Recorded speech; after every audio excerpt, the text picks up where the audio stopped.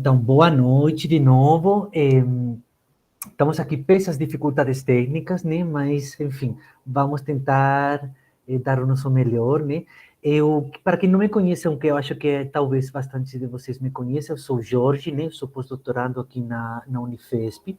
E eu estou aqui acompanhado com a Marina Garcia e a Vitória Lacerda. Elas são alunas, né, da graduação em História. Elas já estão terminando, né? E entre os três aqui resolvimos um pouco fazer um workshop, né? Tipo uma coisa assim bem informal, mas para tratar um tema que eu acho que é bastante, ou quase todos de vocês têm interesse em aprender ou em saber, né? Que é como escrever e onde publicar um artigo científico. Já estão perguntando aqui de onde que eu sou, de meu sotaque. Eu sou da Espanha, eu fiz toda a minha carreira profissional lá na Espanha, fiz graduação, mestrado, doutorado, e depois eu vim aqui para o Brasil para fazer um pós-doc, um pós-doutorado. E eu estou fazendo o pós-doc com o professor Gleidson, né? E a Vitória também está trabalhando, pesquisando baixo enfim, com a ajuda do professor Gleidson, e a Marina está fazendo também pesquisa baixo a direção da professora Samira, né? Então, enfim, nós, como eu estava falando, pensamos que seria um tema legal para tratar, né? E justamente porque foi um tema que apareceu nas aulas de história antiga, né? Que eu administrei faz algumas semanas ou meses já atrás, né? Aí, enfim, saiu esse tema a partir de uma pesquisa, né? Que era o trabalho que tinha que ser apresentado para a matéria, a partir desse trabalho, como virar esse trabalho em um artigo, né? E é um tema que eu acho que, como eu estava falando, interessa bastante de vocês. O que nós vamos a pretender hoje não é, tipo, fazer um artigo para vocês, obviamente, né? Mas sim dar algumas dicas, algumas orientações, tanto do fato de como escrever um artigo, né? A esse outro tema de onde que a gente pode publicar esses artigos, né? Então, nós vamos falar tanto a Marina, a Vitória, quanto eu, vamos fazer uma pequena apresentação, né? Elas duas vão focar um pouco mais nessa parte de onde que a gente pode enviar esses artigos, né? A seleção da revista, que às vezes pode parecer que é a parte menos importante, mas às vezes é justamente a parte mais importante, a primeira de todas, né? A ser feita, porque justamente sabendo a revista, sabendo o foco da revista, sabendo as normas de publicação que tem essa revista, nós já podemos preparar esse artigo, tá bom? Então, elas duas vão focar nessa parte, né? E eu vou focar depois, a continuação, né? Vou focar em como escrever um artigo científico, né? E depois dessa fala, nós teremos um pequeno debate, onde, enfim, tentaremos, entre todos, comentar os problemas, as angústias e tentar dar algumas soluções, alguns conselhos, né, e dicas para sair vitoriosos nessa tarefa de fazer um artigo, tá bom? Então, acho que é isso. Não sei se vocês têm alguma dúvida, algum comentário. Tá tudo certo, Marina e Vitória? Bora então? Enquanto a Marina coloca ali a nossa apresentação, eu queria agradecer ao professor Jorge, né, por ter convidado a mim e Marina para poder organizar isso com ele. Eu acho que é uma grande oportunidade e a gente acaba aprendendo muito quando a gente vai organizar alguma coisa. Então, isso também é muito fruto desse convite, né? Eu já pensava em publicar um artigo, não tenho artigo publicado, mas isso foi um passo também para eu aprender muito para poder apresentar isso para vocês. E aí eu e Marina vamos dar encaminhamento a essa primeira parte aí de como conhecer, né, o funcionamento das revistas e como isso é importante para publicar um artigo. Você quer falar alguma coisa, Marina?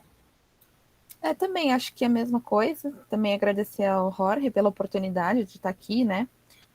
Eu também nunca publiquei um artigo, pelo menos não sozinha, mas eu já tive a oportunidade de escrever algumas coisas. Então, eu tenho um pouquinho de experiência, mas não é quase nada também. Então, tô aqui, também aprendi muito com esse esforço da gente buscar e tal. Bom, então a gente vai começar falando sobre os currículos acadêmicos. Quem não tem Lattes, gente,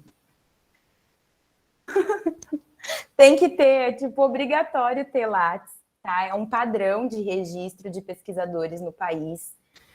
Assim, todas as revistas vão pedir o seu currículo Lattes, né? Quando a gente vai fazer um pedido aqui nacional, Brasil, porque o Lattes é uma plataforma de registro da CNPq, então é obrigatório. Você entrou na graduação, cria um currículo Lattes. Ah, mas vai estar lá só que eu sou da graduação.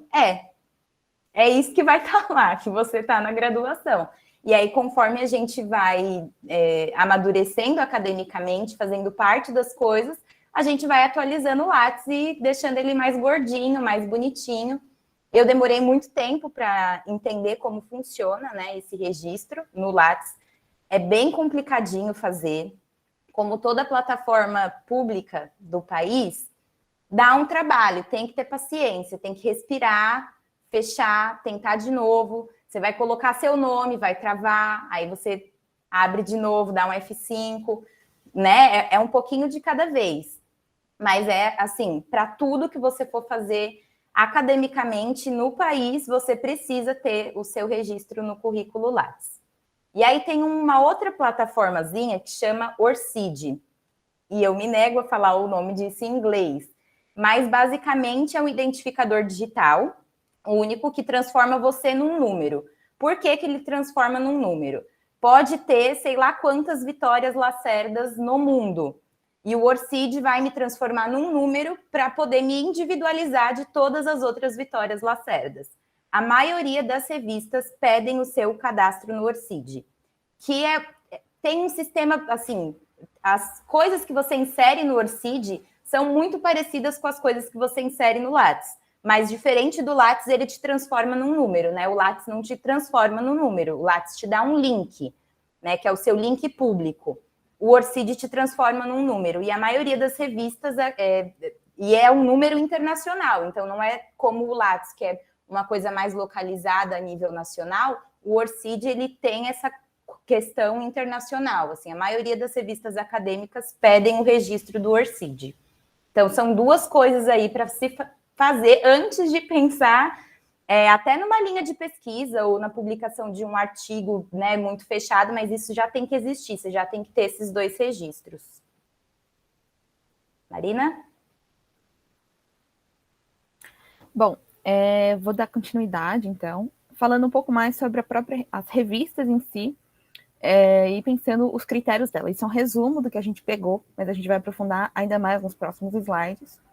Então, cada revista ela tem um padrão, uma forma, algumas coisas são similares, outras são diferentes. Então, tem revistas que pedem critérios de titulação, ou seja, se você é graduando, se você é doutor, se você é mestrando ou mestrado, é um dos critérios, e acho que é o que a gente mais procura, né? Pelo menos no meu caso, no caso da Vitória, nós somos graduandas, então a gente vai procurar revistas que aceitam o nosso trabalho.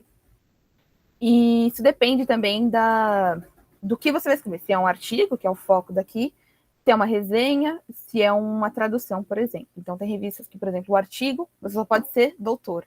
Tem outras que você pode ser graduando escrevendo um artigo, e nessas de doutor você pode estar enviando uma tradução, uma resenha crítica de algum texto.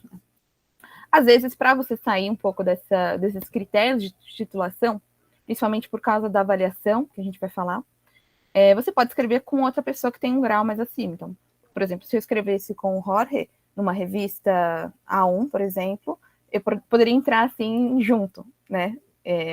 O nome dos dois, mas como ele tem o título, eu posso ir junto mesmo sendo graduando. Então, é uma boa estratégia para quem trabalha com orientador, para quem tem colegas que têm uma graduação maior, mestrado, doutorado, pós-doc, essas coisas. É uma boa estratégia, sim, né? Se você tiver em desenvolver uma pesquisa para você entrar em outras revistas. Mas também isso não é um problema, né?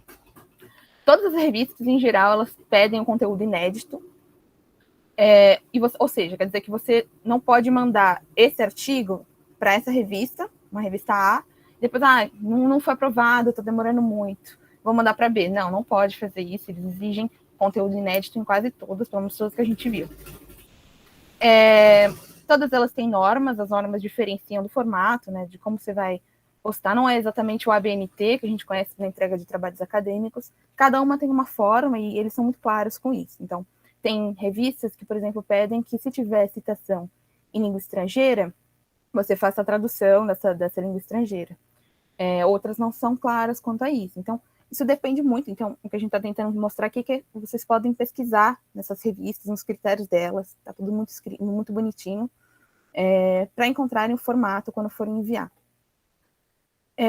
E um dos critérios para avaliação, quando você envia o seu artigo, ele é avaliado, e aí um dos critérios dele são os temas. Então, se uma revista de estudos africanos, ela não vai aceitar um trabalho de, sei lá, história dos Estados Unidos, por exemplo, que não tem nada a ver com os estudos africanos, por exemplo. Estou falando muito por cima.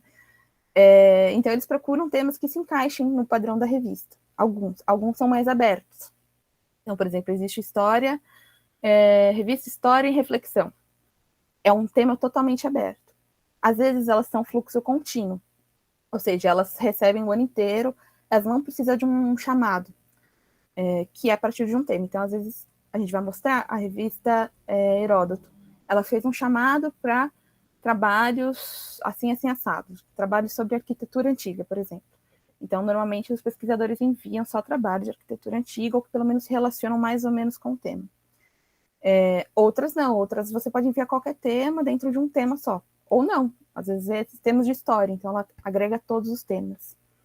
E a área do conhecimento, tem revistas que aceitam trabalhos de antropologia, psicologia, história, ciências humanas em geral, outras não, outras são só trabalhos de história. Então, é importante conhecer esses critérios das revistas que se quer publicar. Né? E também existe uma classificação de revistas, que é a classificação CAPES, que é da CNPq, também é uma classificação nacional, e ela é feita a partir da plataforma Sucupira. Essa aqui é a plataforma Sucupira, a gente tirou um print dela. A gente vai enviar... o link está aqui, mas a gente vai enviar aqui no chat para vocês, se vocês quiserem pesquisar, conferir. É bem legal conhecer quais são as revistas que tem no país, quais são as possibilidades. Então, se você falar, eu tenho um artigo pronto, meu primeiro artigo, não sei onde vou publicar, você pode dar uma pesquisada, você procura o nome dessas revistas, se você quer publicar na história ou nas humanas em geral, e vai fuçando, vai brincando, vai procurando as possibilidades, quais são as mais bem avaliadas, também é uma coisa bem interessante. Esses são os exemplos que a gente vai falar, que é a revista Heródoto, ela é uma revista da Unifesp, de estudos da antiguidade e suas conexões afroasiáticas. Ela tem classificação B5 na Sucupira, né, na CAPES. A revista Afroásia, da UFBA, ela é B2 na Sucupira, né? E a revista Eletrônica História em Reflexão, da UFGD, não lembro agora onde fica, que é B3. E aí, gente, para assim, exemplificar um pouco como funciona essa classificação do Qualis Sucupira CAPES. É uma avaliação que tem 8 moldes, né, que é A1, A2, B1, B2, B3, B4, B5 e C. E aí é em ordem decrescente, né? A1 é assim, a top da galáxia, né, que é o quê? Varia História, Estudos Históricos, Revista de História da USP, que são revistas muito, como que eu posso dizer? Elas são estáveis, elas são revistas que têm muito tempo de existência, assim, são anos de existência, a revista já publicou um monte de coisa, e a C é a revistinha mais nova, que tem poucas publicações, né, que está começando a engatinhar agora, começou a publicar tem pouco tempo, mas essa classificação não tem a ver tanto com a qualidade dos textos. Não dá para olhar essa classificação e achar que uma revista que está classificada como C, ela tem textos com menor qualidade, né? Não é que o texto tem menor qualidade, é porque assim, essa classificação é feita em 3 etapas. Uma das etapas é a avaliação dos autores desta revista. Então, se a gente for pegar a revista 1, a maioria delas, pelo menos todas as que a gente conseguiu pesquisar, né, nesse mapeamento que a gente fez de revista, só aceitam textos de pessoas que têm, pesquisadores que têm pelo menos doutorado, né, até para resenha, para tradução, principalmente para artigo. Então, onde que está ali para a gente que está na graduação? A gente vai ter que ir escorregando para revistas que são mais novas. O outro critério desse sistema de classificação é a quantidade de indexação dessas revistas. Então, se a revista está indexada no Cielo, no Google Escolar, né, todas essas plataformas de busca, o que a revista está, né, quais são as revistas que estão indexadas e por que isso é interessante? Porque aí entra no terceiro critério de classificação do Qualis, que é a quantidade de cliques que a revista tem. Então, revistas mais clicadas, elas começam a subir nessa nota, bem entre aspas, né? Nessa nota de classificação. Então, quando a gente pega a partir de revista B3, B4, B5, que são revistas mais recentes, a gente vai reparar que tem a diferença da titulação mínima para poder publicar, que é, geralmente, né, graduando pode escrever artigo, né, ou pelo menos um mestrando, porque revistas A1 e A2, geralmente nem mestrando pode escrever, assim, não dá para submeter, porque a titulação mínima é doutorado. Então, a gente escorrega lá para a titulação. E por que é legal saber disso? Quando a gente faz a busca no Sucupira, é bacana já, então, que a gente pense nas revistas que pode ser possível que a gente se insira ali no corpo de autor. Tá? Aí eu acho legal a gente entender um pouquinho dessa dinâmica por conta disso, para a gente se situar nas revistas que a gente vai escolher para submeter um artigo.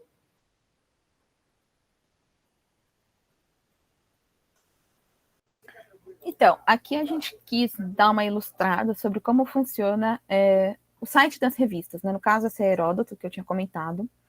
E todas essas revistas, elas têm um formato muito parecido, inclusive as estrangeiras. Tem sua diferença, claro, mas elas têm um formato muito parecido. Primeiro, aqui a gente pegou as condições de submissão. Então, como eu tinha falado, ser um texto original e inédito, como eu disse, você não pode mandar para 2 lugares ao mesmo tempo, ou enquanto tiver um processo em funcionamento. No caso, aqui, as traduções português e inglês, né, elas são exigidas que tenham o texto esteja em 2 partes, em inglês e em português, e isso é de incumbência dos autores, ou seja, você lida com isso, você lida com a tradução, a revista não vai se debruçar sobre isso. E aqui é só um exemplo de como é a formatação da Heródoto, ou seja, ela exige um texto em espaço simples, que usa a fonte 12, que emprega o itálico em vez de sublinhado. Aí, às vezes, eles falam assim, não, você usa referências em estilo americano, que é aquele entre colchetes, o nome do autor, apenas a página e o dia.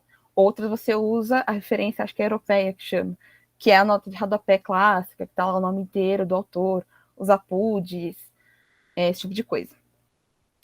Aqui é o que eu tinha comentado sobre a chamada dos artigos. Isso foi publicado esse 2º semestre, que foi um chamamento para artigos sobre política e cultura na antiguidade tardia. A partir de um dossiê, e aí ele convida todo mundo interessado a escrever sobre esse tema, mas eles também recebem textos além disso. Ou seja, eles dão um tema, eles preferem textos que tenham a ver com o tema, porque é a capa da revista, o tema do semestre, mas eles também aceitam outros temas que têm a ver com o mundo antigo. Então, se você não escreve sobre o mundo antigo, não faz sentido você publicar na Heródoto, que trata só sobre o mundo antigo, né? A não ser que seja perspectivas contemporâneas do mundo antigo, que também tem esse tipo de... mas não deixa de ser mundo antigo. Essa aqui é a Afroásia. Ela também é uma revista semestral, mas diferente da Heródoto, ela não faz chamamentos de revistas, mas ela aceita textos, como se diz, em fluxo contínuo.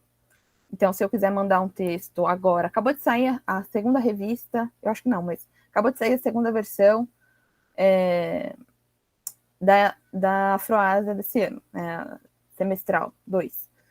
Eu posso mandar o meu texto, mas não quer dizer que vai ser publicado agora ou na outra, assim. Tem revistas que você só pode mandar num período. Essa você pode mandar o tempo todo. Ela não cobra autores, e isso é um ponto importante, porque muitas revistas internacionais, principalmente, elas cobram o investimento do autor, e ela também não exige titulação mínima. Então, a Heródoto, isso é um ponto importante, ela não é muito clara sobre a titulação mínima. Então, a gente procurou no site, assim, como é uma revista da Unifesp, a gente descobriu informação, a gente perguntou para o professor Gleidson e para o professor Gilberto, eles falaram que a titulação é de doutorando para escrever artigos. No entanto, deveria estar essa informação, não está, mas na revista Afroásia eles falam, não tem titulação mínima, então eu, como uma graduanda, posso mandar um artigo para eles. E aí eles pedem também para adequar as normas editoriais que eles pedem, isso está em outro arquivo. Ops. Era para ter mais um slide, acho que eu acabo tirando. Bom, a gente colocou... Ah, você fala? Pode ir, pode ir. A gente selecionou alguns exemplos que a gente encontrou, né? Seriam muitas revistas para colocar em todas, que é a Hidra é da Unifesp, ela é organizada pela pós-graduação da Unifesp. Então, ela tem titulação mínima para dos mestrandos, artigos livres graduandos, é o mínimo, notas de pesquisa graduandos, resenhas graduandos.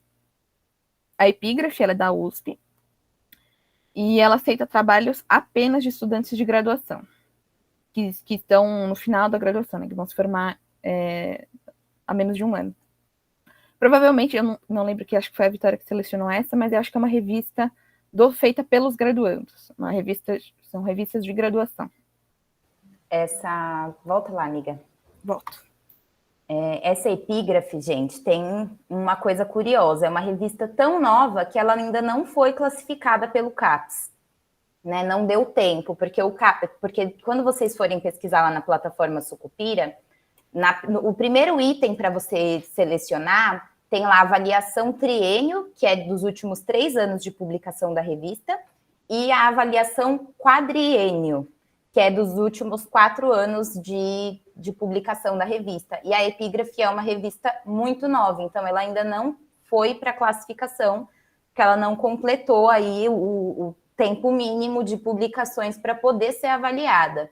E ela só aceita mesmo o trabalho da graduação. É uma revista que foi desenvolvida pelos PETs da Filosofia, História e Ciências Sociais da USP. E aí é bacana. Mas eu queria que assim, eu acredito que a maioria das pessoas aqui sejam da Unifesp, né? A gente precisa muito focar na revista da instituição da qual a gente faz parte. Acho que a gente precisa conhecer. E fazer parte disso pelo convite do Jorge me deu a chance também de conhecer o funcionamento da Epígrafe, né? Porque eu contribuí com a Heródoto durante um tempo, e aí, assim, a Epígrafe estava lá e eu estava aqui. E aí a gente vai tendo mais conhecimento sobre as revistas também da nossa universidade. Eu acho isso bem bacana. E aí a Heródoto, né, não está lá no site, é uma coisa que, inclusive, conversei com o professor Gleidson, que é um dos editores.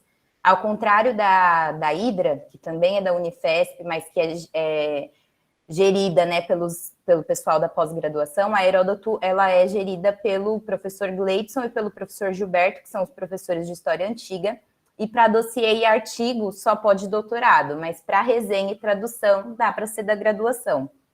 E aí, talvez, seja também, para quem tem interesse em História Antiga, uma portinha de entrada, escrever uma resenha e mandar para Heródoto, né?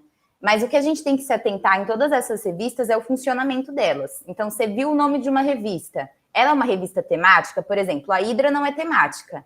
A Hidra as publicações são semestrais e aí os temas são semestrais. Então, a cada semestre vai ter um tema diferente. A Heródoto não, ela é uma revista temática e ponto, né? Aí você tem que fazer essa pesquisa, sim. Mas aí a gente se atentou em procurar, então, mais revistas que aceitassem artigos de graduandos, que é a Revista Eletrônica de História em Reflexão e a Gaia, da UFRJ, que a Gaia só recebe texto de estudantes de graduação. E aí eu acho que é interessante colocar aí na lista para quem quiser publicar um artigo, pesquisar sobre essa revista. Sempre abre lá a revista, vai no sobre, sempre tem as diretrizes para os autores. E por que a gente decidiu começar com isso? Porque às vezes a gente vai... Às vezes, né? Eu não sei se o Roger já passou por isso, mas você escreve um artigo inteiro, assim, 30 páginas, redondo, lindo, perfeito, várias imagens, muitas citações. Aí você vai na revista, na diretriz para o autor... fala que você não pode passar de 20 páginas, aí você tem que fazer do seu artigo em Frankenstein e sair rateando ele todo. Então, às vezes, vale mais a pena você escolher uma revista, claro, né, gente, que você já tem uma pesquisa em mente, né, já, alguma estrutura você tem ali para querer escrever um artigo sobre alguma coisa, mas se atentar a essas regrinhas de submissão, se você e preparar um artigo pensando já nas revistas, né, ou na revista que você tem interesse em submeter esse trabalho. Só para fazer um comentário, a Hidra, no caso, como a gente tinha comentado, ela era da pós-graduação da Unifesp, e ela não tem titulação mínima e tal, e ela não é temática. Mas ela abre chamados, né, chamados de dossiê para publicação. O que acontece? São temas, por exemplo, atualmente, eu acho que a história afroasiática e indígena. Só que, assim, o tema costuma ser muito aberto. É afroasiático e indígena, mas aí fala deslocamento, narrativas.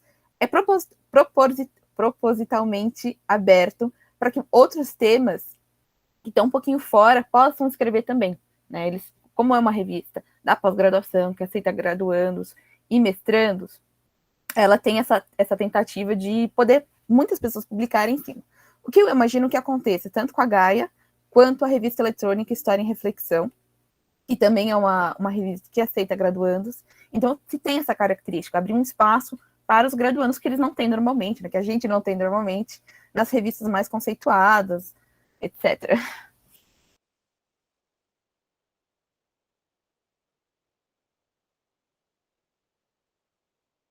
Isso aí é a minha parte, né? Pela parte da Espanha. Então, é que estávamos pensando, né? O foco no Brasil, né? Todo tem que estar focado para aqui, mas, enfim, eu também queria que vocês tivessem a noção de que vocês podem enviar seus artigos, suas resenhas, enfim, o que vocês produzirem a outros países. Portugal pode ser um caso bem fácil, bem acessível, mas a Espanha, inclusive, também pode ser um caso, né? Essas duas revistas que eu vou comentar aqui com vocês são duas revistas que estão editadas, tipo, organizadas, né? O comitê editorial está formado por alunos ou alunos que têm sido ou estão fazendo mestrado ou doutorado, né? Estão iniciando a pesquisa nos temas deles, né? E elas duas são nas universidades de Madrid, né? Essa revista aqui, Antesteria, é a revista dos alunos de master e doutorando, né? Da Universidade Complutense de Madrid. Mas é uma revista que está associada com a celebração de um congresso, de umas jornadas, né? De jovens investigadores em história antiga. As duas, em verdade, são revistas que estão associadas à celebração de um congresso, no qual vocês podem participar, no qual participam bastantes dos jovens investigadores, pesquisadores lá na Espanha, né? Mandando propostas, sendo selecionados ou não, né? Mas, às vezes, não é requisito ter participado nessas jornadas para vocês mandarem também os artigos a essas revistas, né? Então, mas esse modelo de jornadas ou congresso associado com uma revista é um modelo também interessante, que é uma outra via para vocês se inserirem aí e tentar publicar os artigos, porque eu acho que vocês estão vendo, né, que é um mundo bastante fechado, um mundo bastante com uma série de limitações, né, de problemas, que a gente tem que ter essa paciência e insistir para vencer, às vezes, as travas, né? Então, não é fácil, isso pode ser uma forma de inserir-se, né? Aí eu coloquei também os links para vocês acederem a essas duas revistas. São revistas muito boas, nas quais vocês podem escrever em português. São revistas que, de alguma maneira, são avaliadas por pares, tipo, o artigo que vocês enviam vão ser analisado, vai ser evaluado por duas pessoas, dois pesquisadores independentes, cegos, tipo, eles não vão saber quem é você. E são revistas, digamos, muito jovens, mas muito boas, né? E eu comecei a escrever nelas. São, tipo, por exemplo, o meu primeiro artigo foi em Antesteria, né? Eu participei nessas jornadas de jovens investigadores, eu estava no mestrado, fiz uma intervenção, né, uma fala lá, e a partir daí eu publiquei na revista Antesteria. E também publiquei na revista História Autônoma, que é uma revista que começou depois, né, mas que também está ganhando bastante peso. É uma revista que, ao contrário da Antesteria, que é mais focada na história antiga, a revista História Autônoma engloba e admite qualquer período histórico, né? Trabalhos vinculados com a história, mas também abertos a qualquer relação, qualquer tema que possa estar em contato com a história. E como estava falando, vocês podem enviar esses artigos à revista em português. Vocês têm as normas aí tudo, só que, enfim, eles são bem exigentes, bem difícil de escrever. Estou lembrando agora, por exemplo, eu enviei um artigo para essa revista História Autônoma, eles me rejeitaram o artigo. Um artigo que vou apresentar agora para vocês depois, que esse foi um artigo bem difícil para eu conseguir publicar, né? Mas a partir, inclusive, envia o artigo, obviamente que todo mundo torce, né? Vamos ver se está certo, vai acertar, mas, olhem, se não é aceitado o artigo, normalmente esse não aceite chega junto com uma série de dicas, uma série de conselhos, uma série de recomendações por parte dos evaluadores. Isso é ouro. Isso é ouro porque, tudo bem, foi rejeitado, mas você vai trabalhando a partir dessas recomendações, vai adicionando coisas, vai melhorando e vai insistindo, publica aí, manda para de novo, manda para outra revista, etc. Tá bom? Mas, enfim, eu queria que vocês conhecessem essas duas opções que vocês têm fora, e às vezes, né, eu estava comentando isso com a Vitória e com a Marina, às vezes até é mais fácil publicar fora, e daí uma consegue publicar fora, e justamente por isso consegue publicar aqui no Brasil, né, porque às vezes é até mais fechado aqui que fora, né, mas fora também é bastante difícil. É um mundo, enfim, fechado com bastantes problemas, bastantes dificuldades, bastante endogâmia, né? Então, essas revistas, essas editoriais, a nível nacional, a nível internacional, se retroalimentam, tipo, se protegem e se construem um prestígio que está na base da posição que eles têm, né? E é muito difícil chegar até elas, enfim. Mas tem dificuldades, mas também tem uma parte positiva, isso de escrever artigos que eu vou tentar mostrar para vocês depois, tá bom? Mas, enfim, eu queria que vocês conhecessem essas duas revistas. E tem mais uma diapositiva aí, né? Depois. Você pode passar, Marina? Esse é outro problema que eu também, a gente pensou, né?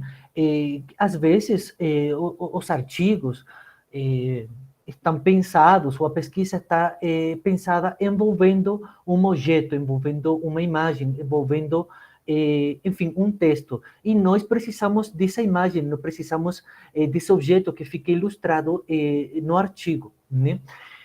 Só que sim, enfim, muitas revistas têm mais ou menos limitações, mais ou menos aquela ortodoxia na hora de aceitar ou não aceitar determinadas imagens, olhando para esses direitos de autorais, né? Enfim, tudo isso, né? Que é outra parte também muito problemática que limita bastante tudo isso.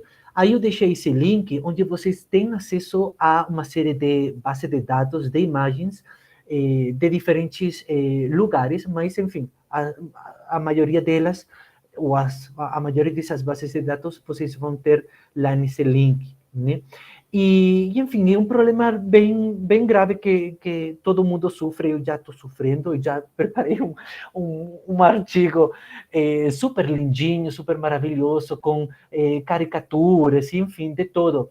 No artigo final, teve que tirar todas as caricaturas, mesmo que eu já tinha falado com todos os autores, com os artistas, né?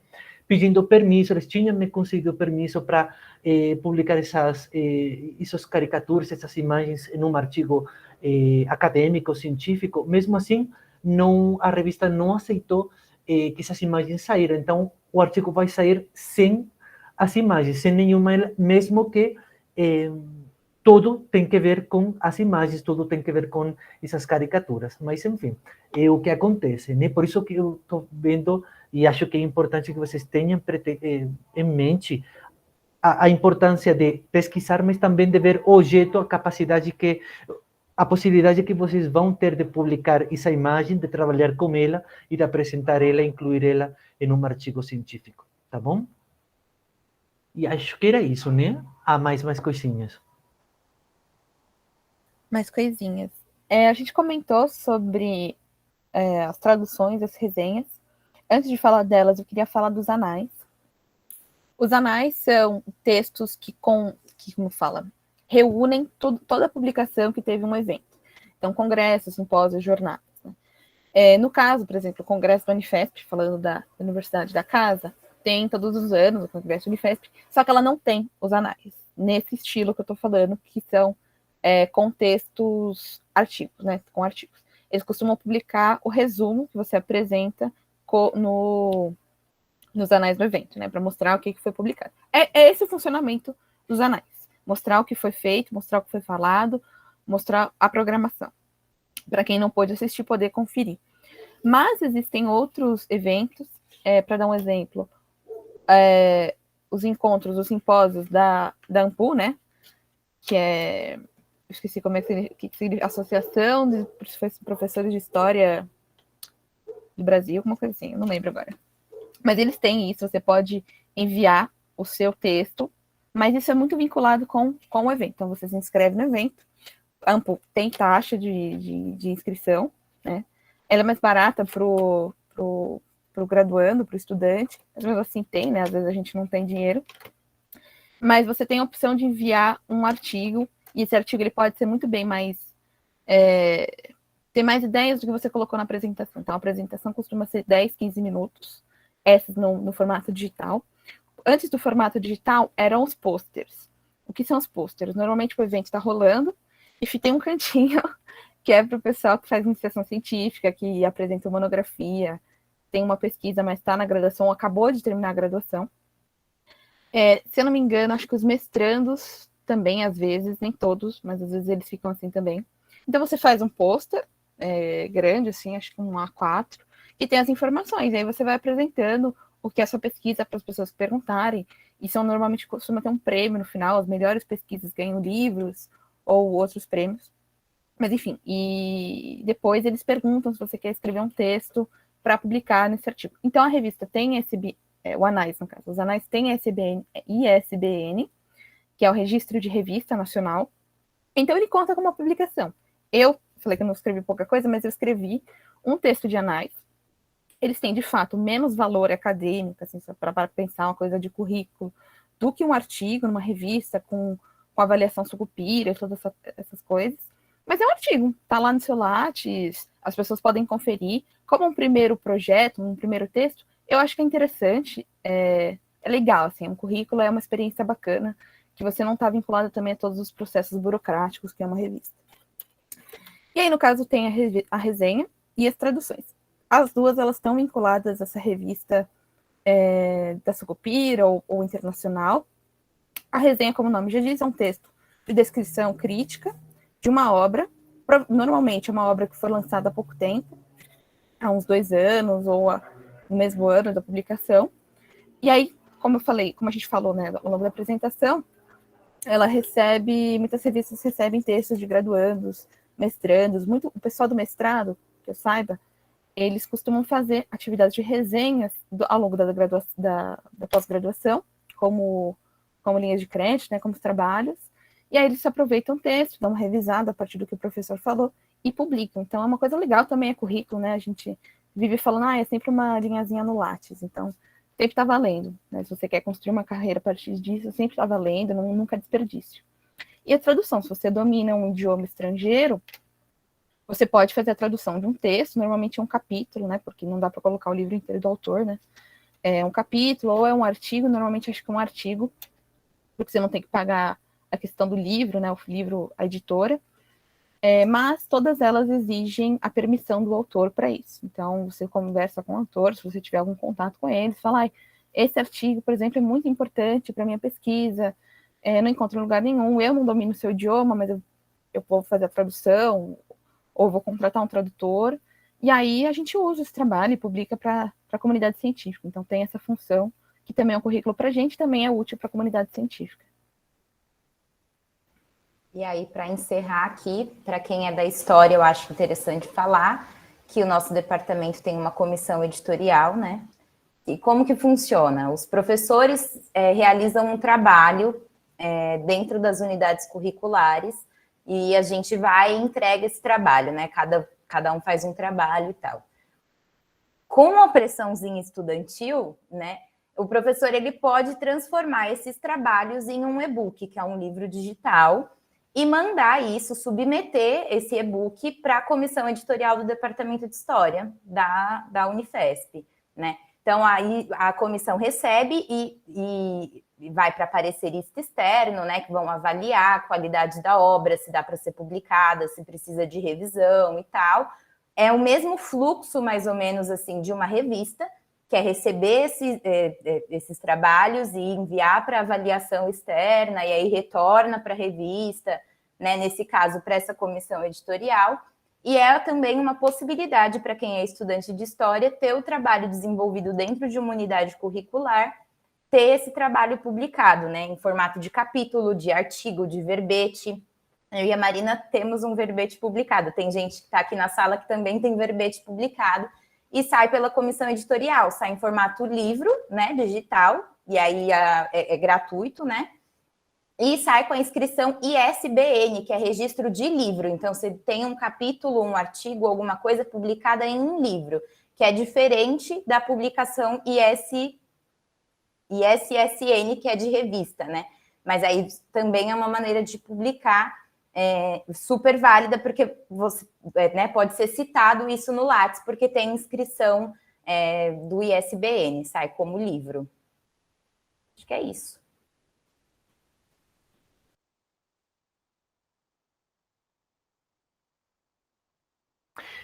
Bom, então, pessoal, vamos agora para a segunda parte, né? Mas, de novo, eu quero que vocês tenham muito presente que essa primeira parte continua sendo a primeira parte, né? Então, a seleção, a escolha da revista é realmente a primeira parte. A gente, às vezes, gostamos, né? Tipo, eu tive aquela ideia, nossa, vou fazer um artigo sobre isso. Vou escrever um livro. E aí você continua escrevendo e vai desenvolvendo, né? E daí? E agora? A escrever, a ver que revista pode ser enviado esse artigo.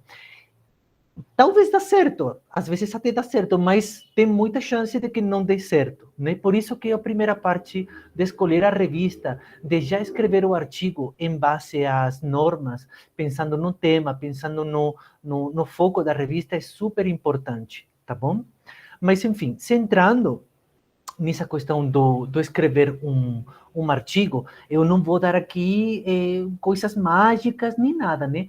Certamente, talvez, eu seja a pessoa que mais artigos tem publicados, mas eu juro por Deus que todos eles foram publicados em datas muito recentes, né? Isso quer dizer o quê? Que eu fiquei trabalhando, sofrendo, chamando a todas as portas, perdendo a paciência, né? Mas deu certo ao final, e o que eu consegui, eu acho, né? Foi tirar, tipo, algumas ideias e o que vem sendo mais ou menos uma estrutura de como se pode escrever ou redatar um artigo, tá bom?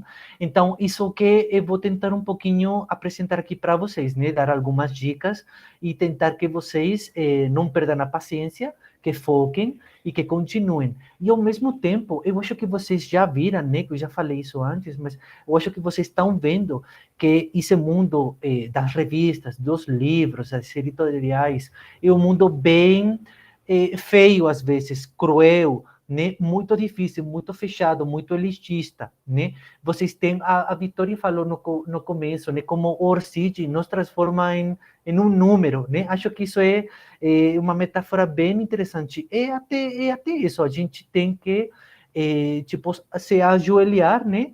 E aceitar o sistema, tipo, capitalista, né?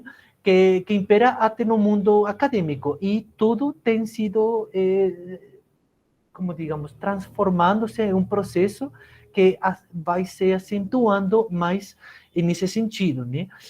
Faz 20, 30 anos atrás, as pessoas, os pesquisadores, vocês, né, eu, todo mundo fazia algo diferente do que se faz agora, que é tipo, eles, né, pensavam mais, maduravam mais e publicavam pouco, mas publicavam muito bem. Os artigos que eles publicavam eram muito bons. Agora parece como que uma tem essa necessidade, justamente, desejo, né, mas também aquela outra parte, aquele, somos puxados, somos forçados, né, a tentar escrever, a publicar, né? E isso tem uma coisa boa, esse mundo que vocês estão vendo, cruel, capitalista, tem coisas que são ruins, né? Tem coisas que são difíceis, que precisam ser mudadas, certamente, e tem coisas que, com tudo isso, mesmo assim, são até positivas. Eu vou tentar mostrar algumas coisas positivas para vocês, né? Para que vocês, meu Deus, não perdam a esperança, nem se desanimem no caminho, tá bom? Então, isso. Bora lá. A primeira coisa, o que é um artigo científico? Acho que isso é o primeiro que nós temos que ter claro, né? Um artigo é algo diferente, não é nada comparado com um livro, com uma monografia, com nada. Um artigo é uma condensação, é algo breve, sintético, que mostra uma ideia e já com isso vocês têm uma coisa importante, porque um artigo é para trazer uma ideia, às vezes, talvez duas, não sei. Mas mais que isso, gente, já são 2 artigos ou 3 artigos. Cada artigo corresponde, às vezes, com uma ideia. Condensar, quer colocar dentro muita coisa, às vezes não ajuda, prejudica, né? Então, um artigo é para trazer uma ideia, colocar uma ideia, aportar uma ideia, mas uma ideia, talvez 1.1, né? 1.2, mas não mais que isso, né? E então não desenvolve um tema, não é para falar de um tema, não é para desenvolver um tema de pesquisa, tá bom? O importante no artigo é que tem que ser claro e tem que ser contundente. Claro é a exposição tem que ser clara. O leitor, seja da matéria que for, seja de história antiga, de história medieval, contemporânea, moderna, não seja desse âmbito, ele tem que entender o que você está falando, o que você está querendo dizer, qual é a estrutura do seu artigo. Isso é super importante. E, ao mesmo tempo, você tem que ser contundente. Contundente é, tipo, firme. E falar, isso é a minha ideia, isso está assim mostrado, isso é argumento, isso é evidência, isso é assim. Você tem que ser contundente. Isso também acho que é muito importante. E aí colocava aí, né, deixando evidente a sua contribuição, a sua voz, as suas ideias. Isso eu acho que é uma ideia importante, e eu acho que também está na base da qual, o porquê, né, eu queria fazer esse workshop aqui com vocês, né, vendo os trabalhos de história antiga, né, os trabalhos de introdução ao mundo antigo e medieval, né, e, coincide a minha percepção, né, que são trabalhos muito, digamos, originais, são muito bons, muito prometedores. Mas às vezes nesses trabalhos vocês, né, que escrevem esses trabalhos e que eu leio e tento dar algumas dicas, algumas orientações, né, vocês acabam perdendo a voz, acabam não colocando as suas ideias, acabam não colocando a sua voz nesses trabalhos de vocês. E o principal é justamente isso, vocês têm que se mostrar, vocês têm que colocar aí, se retratar, vocês têm que deixar a sua voz, têm que deixar a sua linha de análise, mostrar o que vocês têm pesquisado, a sua opinião, a sua hipótese, as suas conclusões. Isso tem que estar lá. Não dá para se esconder atrás de bibliografia, do que outros autores falaram, né? Isso tem que ser utilizado sim, né? Mas tem que ser utilizado de uma maneira que permita construir os seus argumentos, mas sem tirar a voz de vocês, sem tirar as suas ideias de vocês. Um artigo é algo que mostra uma ideia na qual vocês se retratam. É isso, tá bom? E, obviamente, como vocês estão vendo, é diferente de escrever uma monografia. Eu fiz um pouco essa comparativa, né?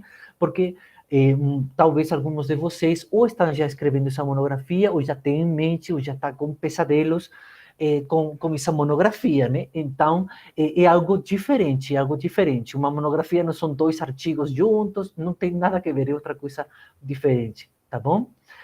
Pode passar, Marina, por favor. Então,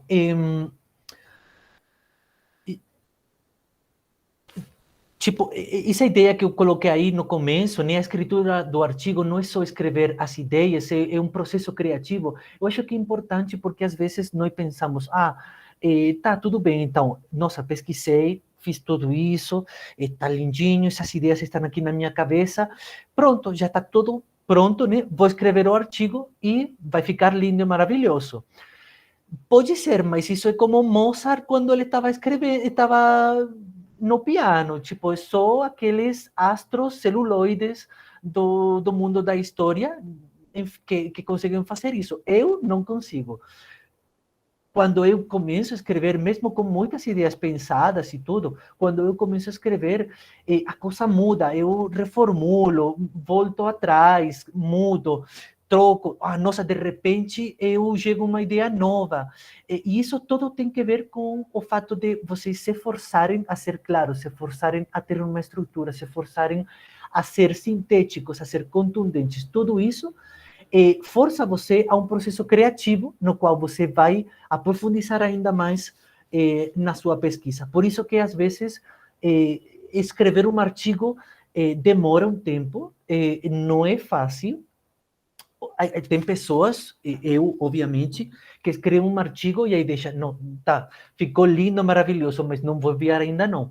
Vai descansar lá no cantinho, vai ficar um mês, daí eu volto, nossa, o artigo está ruim, está péssimo, gente, vou ter que trocar tudo, está horrível, um mês só. Imaginem quando passa mais tempo, muda mais, né? E aí, enfim, é um processo de amaduração, mas um processo também criativo, né? Mais coisas, então, na seguinte também, Marina, por favor. Obviamente, né, todo mundo, cada um de vocês, cada um dos professores, dos pesquisadores, tem uma forma de fazer um livro, um artigo, né? Isso que eu vou apresentar aqui são, como eu falei, alguns conselhos, algumas dicas de como eu tenho lutado para fazer um artigo e como parece ter dado mais ou menos certo essa estrutura, né?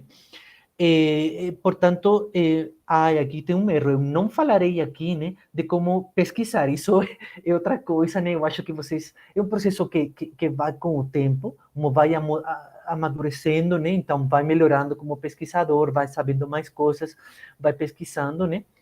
Eh, mas... Mas o objetivo que eu tenho aqui é como vocês têm que plasmar essas ideias, como tem que aparecer isso em um artigo, né? E para isso, de novo, a clareza é super importante. O artigo tem que ser claro, tem que ser contundente, tem que ser óbvio e evidente, né? E para isso, para conseguir essa clareza no artigo, a gente precisa de uma estrutura, um esquema que vocês seguem no artigo e que você vá dirigindo, vá guiando ao leitor, né?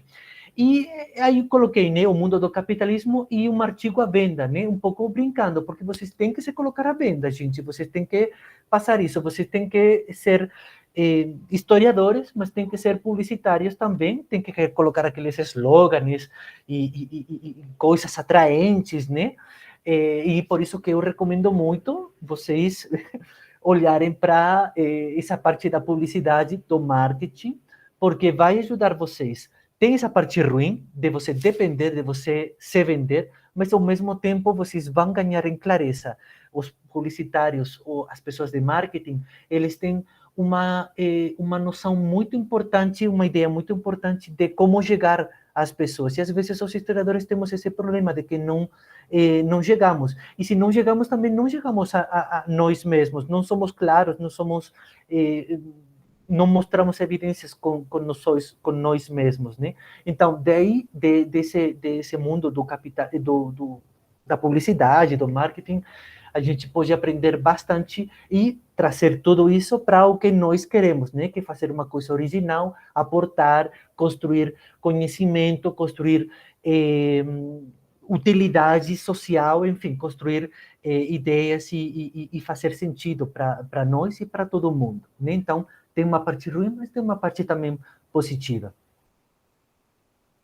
Bom, e eu vou me basar aqui nesse artigo, né, que está em inglês, mas eu acho que vocês conseguem mais ou menos entender, né? Eu gosto de caricaturas, né, e desenhos, né? Daí, enfim, eu topei com uma revista, que é essa revista do Molla Nasreddin, que é uma revista que foi publicada no Azerbaijão, bem na Europa, assim, mais, enfim, perto da Rússia, da Turquia, do Irã, né? E no começo do século XX, né? E é uma revista super interessante. Vocês vão ver um pouquinho ao longo dessa explicação aqui, a minha fala um pouco mais sobre essa revista, né? Mas, enfim, eu trouxe isso como exemplo do que eu vou mostrar aqui, da estrutura que eu vou mostrar aqui para vocês, né? E aí vocês podem ver um pouco, volta um pouquinho para trás, Marina, obrigado. E vocês podem ver um pouco das coisas que vocês falavam, enfim, isso aqui apareceu o meu Orcige, né? A minha identificação, meu numerinho, né?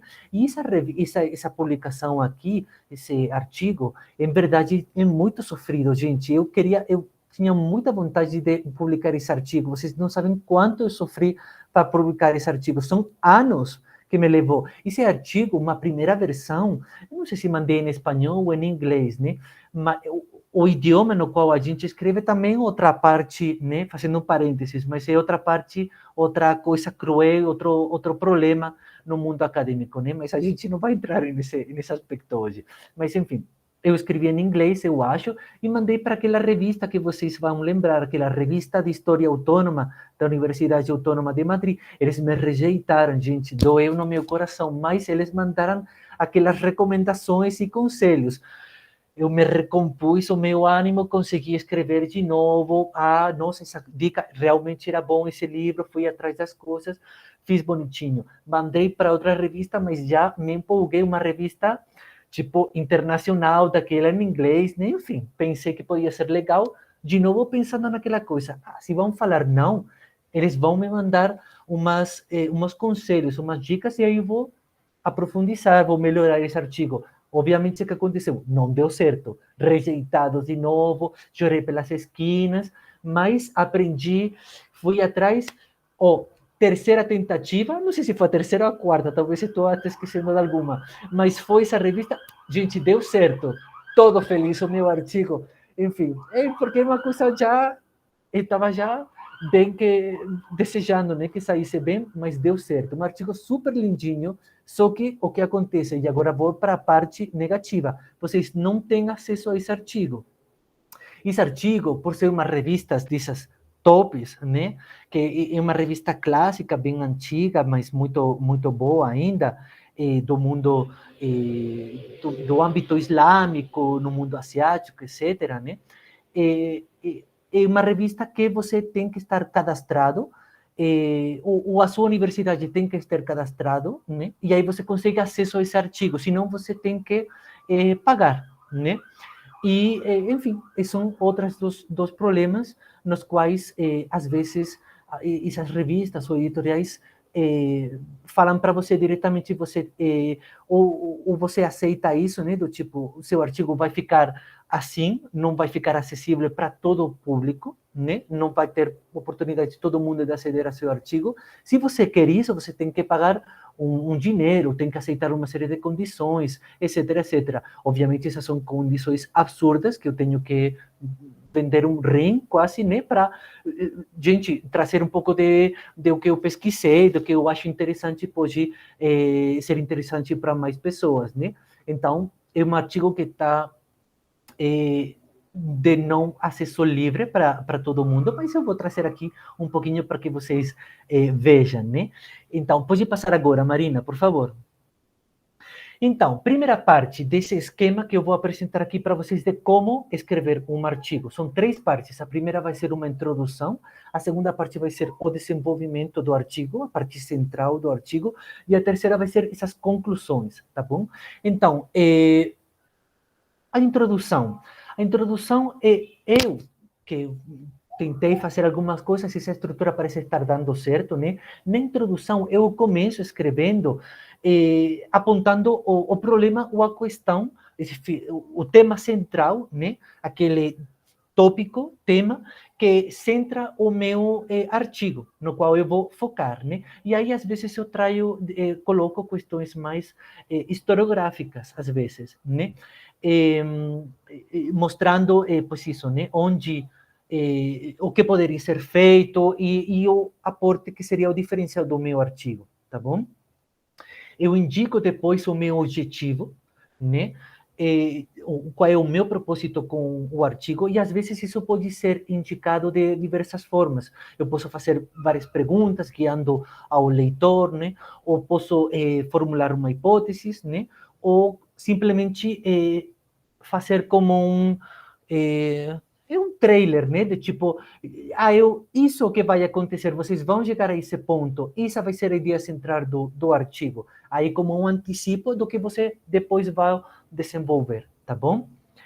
É importante que depois eu faço isso, né? Mas, enfim, acho que nessa introdução é importante que vocês indiquem a linha de estudos, a linha corrente historiográfica no qual seu trabalho, seu artigo, pode ser inserida, pode ser entendida, a partir da qual você vai trabalhar, né?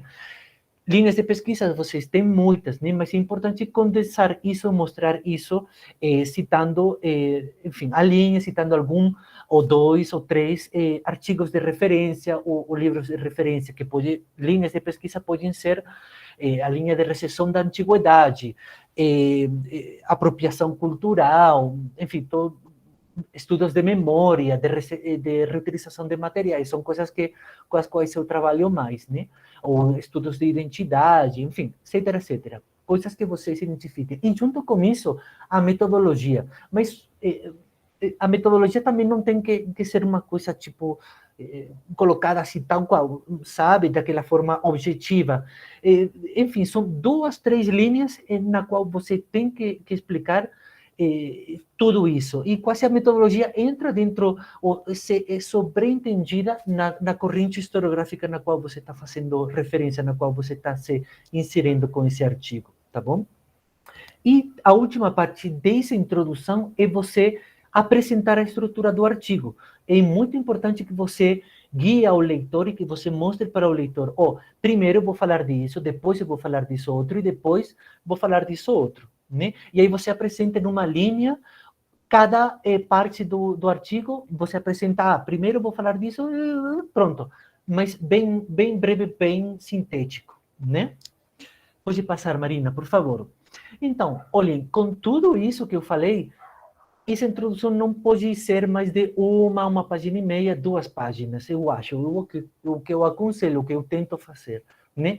E o importante nessa introdução, o leitor, qualquer leitor, com o conhecimento que tiver, ele tem que ter claro, com essa introdução, o período que você vai trabalhar, o foco, a região, né? O lugar onde você vai focar com seu artigo, as fontes que você vai trabalhar, as evidências arqueológicas que vão ser a base da sua pesquisa, a linha de pesquisa na qual esse artigo está inserida, e o objetivo também, a sua hipótese, o seu foco, a ideia central, né?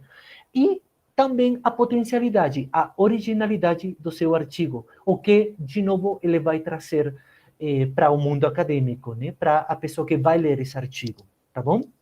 Isso seria a introdução. E eu trouxe aqui, de novo, esse meu artigo como exemplo, para que vocês vejam, né? Então, isso está em inglês, mas eu vou um pouco mostrar para vocês, né, o que eu fiz, né? Isso é como eu comecei o meu artigo. Então, eu começo focando o tema, eu foquei aqui um pouco no meu objeto de estudo, que foi essa revista, né, do Molanas Redim. E o que eu fiz um pouco foi apresentar essa fonte, porque é realmente uma fonte muito original, com muitas possibilidades de pesquisa, né? E aí vocês estão vendo, né, enfim, uma revista que, de alguma maneira, por o contexto, o lugar em que apareceu, uma revista que mistura humor com crítica, que era bem, tipo, bem ocidental em algumas coisas e anti-ocidental em outras, né? Que foi a revista que mais difusão teve no mundo islâmico, irani e asiático, ao começo do século XX, uma revista muito influente.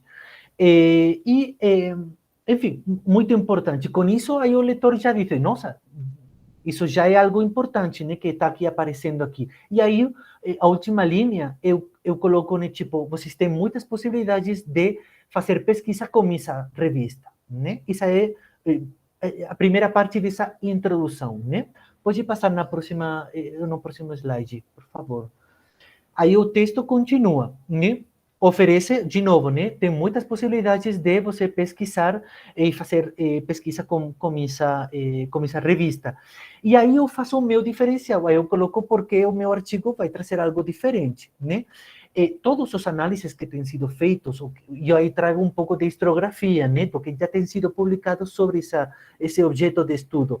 Todos esses análises, essas pesquisas, são importantes, etc, etc. Mas eu não vou focar nessas linhas, não vou insistir nessas linhas. Eu vou trazer aqui um novo tópico, um novo tema, que é o tema que a mim me interessava, né? Que é essa relação entre as caricaturas e o período pré-islâmico, a antiguidade, e como isso tem que ver com o contexto político e identitário da época, a arqueologia e a construção do discurso nacional, tanto no Egito quanto no Irã, né? E aí eu coloco o meu objetivo, o meu foco e a ideia central na qual eu vou focar nessas revistas. Então, não vou falar da revista quase mais, se não é em relação ao meu tema de pesquisa, tá bom? Que vai ser essa relação com a antiguidade, o contexto, etc., né? Aí, de novo, o que eu vou fazer é indicar qual é a minha hipótese, ou a minha ideia central, ou a ideia que eu vou desenvolver depois, né? Aí eu falo que, tipo, que a ideia é de que realmente não seria um interesse, né? Mas o que parece ser é o contrário, né?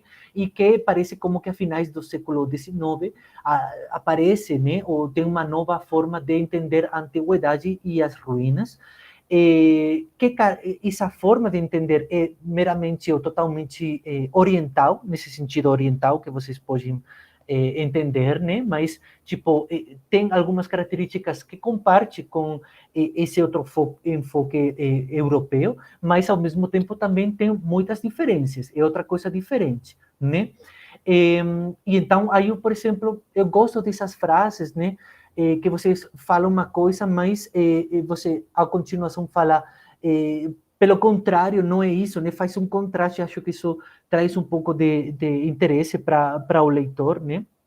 Enfim, aí eu faço um pouco de qual vai ser o meu objetivo, né? De como isso tem que ver com a identidade e tudo isso, né? E, enfim, aí, de novo, eu falo, eu vou examinar, eu vou analisar esse meu discurso. É importante que o leitor tenha presente qual vai ser o seu objeto de análise. Isso é muito importante. E, no finalzinho, vocês já veem como eu vou fazer outra coisa, né? Que to this end, after considering, aí eu já estou entrando na última parte, né? Que é aquela de você mostrar qual é a estrutura do seu artigo, tá bom? Pode passar para a próxima, por favor. E isso aí é a estrutura. Em um parrafinho, bem pequenininho, eu falo, depois de considerar isso, eu vou focar em um caso primeiro de estudo, que é uma caricatura, né, que mostra a escultura clássica de Laocoonte, com os filhos sendo estrangulado pela serpente, lá naquele mito, né, da Ilíada e de Troia, né? Esse vai ser o primeiro exemplo, e depois eu vou focar em mais exemplos, mais caricaturas, focados no Egito e no Irã. Aí o leitor tem claridade do que eu vou fazer em cada passo do meu artigo, tá bom? Mais slides. Isso é repetição, Marina? Será? Não sei. Acho que era repetição, não sei. Então, segunda parte. Depois de ter feito essa introdução, o desenvolver o que vem sendo o artigo como tal, né? Aí, às vezes, o artigo se foca muito em uma fonte, em um objeto, enfim, em um objeto que vai centrar seu artigo, como é o meu caso, né? Como é o caso do Mola Nasreddin, que eu estou tratando aqui com vocês. Então, nesses casos, talvez, às vezes, antes de você desenvolver mais o artigo, é importante você apresentar com mais aprofundizar um pouco mais na fonte, mas não pode ser aquele resumo, aquela coisa já conhecida sobre a peça, sobre o objeto, sobre a fonte. Tem que ser algo diferente. Você vai fazer tudo isso, mas sempre focado naquelas ideias que você quer trazer, naquelas questões e aquelas coisas que você quer ressaltar, porque depois vão ter sentido no seu artigo. Não é colocar simplesmente, essa é a fonte, isso é o objeto. É mostrar e levar ao leitor aonde você quer com essa apresentação, tá bom? Então, pode passar, Marina, por favor. Isso o que eu fiz com com o meu artigo, né? Aí eu criei uma primeira, digamos assim, a primeira parte do desenvolvimento, né? No qual eu falei da revista, mas no contexto e em relação com o que a mim me interessava, que é essa mistura entre a antiguidade, a recuperação, a reinterpretação da antiguidade no século XIX e XX, e o discurso nacionalista, o discurso político que se estava fazendo nesse momento, tanto no Egito quanto no Irã, né? Aí eu coloquei essas imagens porque eu fiz com essa revista, mas vocês podem fazer com qualquer objeto que vocês estejam interessados. Uma escultura, um texto, um tecido, uma moeda, etc, etc. Qualquer coisa pode ser objeto de interesse e aí vocês aprofundizam desse mesmo jeito, tá bom? E depois, outro conselho, né, outra coisa que às vezes funciona, o que pode ser interessante fazer, é aportar um exemplo, um caso de estudo, que possa ser um contraste ou aportar uma diferença com respeito ao seu verdadeiro objeto de estudo, né?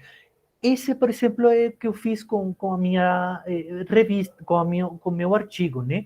Eu vi que essa caricatura é interessante, trazia elementos da antiguidade, mas não era exatamente o meu foco de interesse, porque não é exatamente, não é, digamos assim, a utilização do passado, a reinterpretação do passado não é a mesma, nesse caso, que com as outras caricaturas, né? Nesse caso, como vocês estão vendo, enfim, é uma adaptação, né? O desenho é uma cópia das poses, dos jeitos da escultura clássica do Laocoonte, né? Mas é tipo, digamos assim, como um desenho clássico, uma coisa que eu posso pegar desde a antiguidade, que já estavam utilizando outros caricaturistas na Europa e em outros momentos, né? No qual, a partir desse esquema visual que remete à escultura, eu posso expressar uma ideia. Nesse caso, tipo, a necessidade de reformas e como a tradição e o anquilosamento está constrangindo a população local que procura uma modernização nesse território do Azerbaijão, no Irã, no Egito, etc, etc, né? Então, uma leitura ocidentalista, mas nem tanto também. Enfim, tem outras coisas que não posso entrar aqui, né? Mas, enfim, e outra coisa. Isso eu coloquei um pouco para fazer um contraste com os meus casos de estudo que vêm depois, tá bom? E aí, a partir daí, vocês já desenvolveriam o artigo, né? E esse desenvolver o artigo é focar, aprofundizar nas ideias que vocês têm, guiar guiar ao leitor até esse ponto. Eu falei isso porque, isso é a parte mais importante do seu artigo. Às vezes, quando faz um trabalho, quando faz um artigo, às vezes, isso é a parte menor, né? E a introdução ficou mais comprida, tudo isso foi mais desenvolvido que essa parte central. Isso não pode acontecer. a parte central do artigo, a parte com mais páginas, a parte mais interessante tem que ser essa parte central, onde você foca no seu objeto de estudo, onde você foca na sua fonte, onde você traz a sua ideia central. E você tem que fazer esse trabalho, tipo, você desenvolver as suas ideias, o artigo, é você focar nas coisas, contextualizar, né? Relacionar, comparar, concluir, deduzir, trazer hipóteses, fazer questões, fazer perguntas. Tudo isso é desenvolver as suas ideias, né? Aí, de novo, eu falo, a bibliografia secundária, né, que vocês vão utilizar, pode aparecer aqui, mas não vai aparecer em primeira linha, porque senão vai tirar a sua voz, vai tirar o protagonismo, as suas ideias. Você vai colocar isso nas notas AP, como apoio, como argumentação do que você está mostrando. A partir do que outros falaram e demonstraram e evidenciaram, você pode construir, você vai construir o seu argumento, tá bom? Então, isso não pode ser a sua voz é o que você quer trazer, a sua ideia central, tá bom? E, de novo, vocês precisam ser claros, contundentes e aprofundizar ao máximo. Então, qualquer coisa que esteja em relação com o seu objeto de estudo, com essa ideia central, você tem que contemplar, você tem que fazer referência, você tem que analisar, você tem que considerar no seu artigo. Porque na hora de ser analisado, de ser avaliado esse artigo, os pesquisadores vão ver faltou essa referência aqui, faltou essa conexão, pode ser interessante, essa relação, essa comparativa pode ser interessante. Tudo isso é importante que esteja presente nesse corpo, nessa parte central do artigo, tá bom? Pronto, para a próxima. E as conclusões, depois de fazer tudo isso, as conclusões é uma recapitulação. Então, eu vou voltar de maneira muito breve, muito sintética, para essa historiografia, para os objetivos que eu plantei ao começo, para a ideia central, as ideias que foram levantadas. Vou reforçar a originalidade que tem o artigo, né? Vou lembrar dos objetivos que eu tinha e vou tentar evidenciar que eu atingi eles, que estou oferecendo uma resposta, né? E que com isso, de alguma maneira, estou fechando o círculo, né? Que o que eu estava apresentando foi concluído, foi fechado de maneira satisfatória. Não é voltar a repetir tudo, é fazer isso, mas bem breve, de maneira diferente, original, de novo com aquela publicidade e marketing, tá bom? E você vendendo o produto mais uma vez, mostrando que, nossa, foi ótimo, maravilhoso, original, como eles vão rejeitar esse artigo? Não tem como, gente, impossível, tá bom? E eu recomendo também que não seja mais de uma página. Olhem só, bem breve, bem sintético, nada de 2, 3 páginas, uma coisa bem breve, sintética, contundente, tá bom? E aqui eu já termino, né, um pouco recordando um pouco as coisinhas, fazendo as conclusões também para vocês, né, falando que na hora de vocês escrever um artigo, vocês vão melhorar, vocês vão aprofundizar, vocês vão desenvolver, vocês vão ganhar como historiador e vão aprender até ser publicitários, trabalhar com marketing, um processo bem de aprendizagem mesmo, tá bom? Vocês têm que se vender, têm que se expor. E acho que isso é triste, é cruel, mas ao mesmo tempo requer muita coragem, tá?